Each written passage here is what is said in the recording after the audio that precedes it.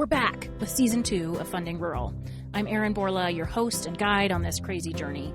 I'm the executive director of the Roundhouse Foundation, which is based on a ranch in rural Sisters, Oregon. I made this show because I was personally curious about how philanthropy could better serve rural and Indigenous communities to spark systemic change. Turns out, there are a lot of folks out there who've been thinking about this too. And with every great conversation I had last season, I got ideas for more questions and issues to explore with all of you. So that's what we're going to do in Season 2. In philanthropy, it's not one size fits all. What works for one rural or Indigenous community may not work for another. There's this concept of best practices. You've probably heard of it. And best practices for who? You know, I believe in what one of my elders says, effective practices. Because what might be a best practice for some group might not be for another group, from one community to another.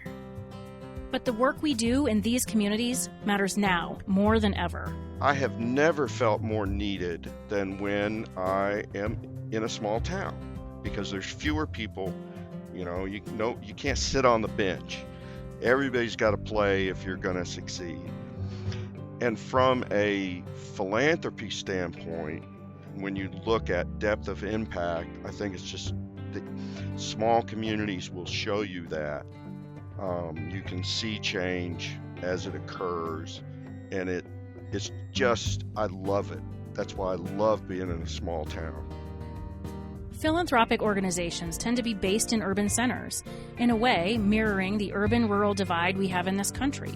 I believe we need to explore that divide before we can start to build the trust necessary to bridge it. You have to understand the assets and experience of rural places and how important they've been to the success of the country and really what's been done to them. So it's not so much as fixing as it is helping them recover from a lot of the injustices that have been done to these places.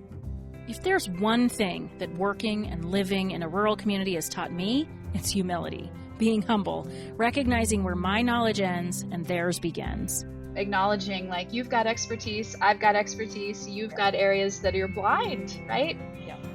It's like we all do. And how do we sort of approach one another with a good sense of humor and a willingness to just be ourselves and not worry too much about the rest. When you all sort of care about an issue, how do we mobilize around that issue? There's so much work to be done. I believe that work starts with connecting, breaking bread, finding out what brings us together, what challenges we can identify together, and then figure out how to overcome them. I can't wait to bring you another round of heartfelt, inspiring conversations with folks from all corners of philanthropy. That's coming up in Season 2 of Funding Rural, launching in September.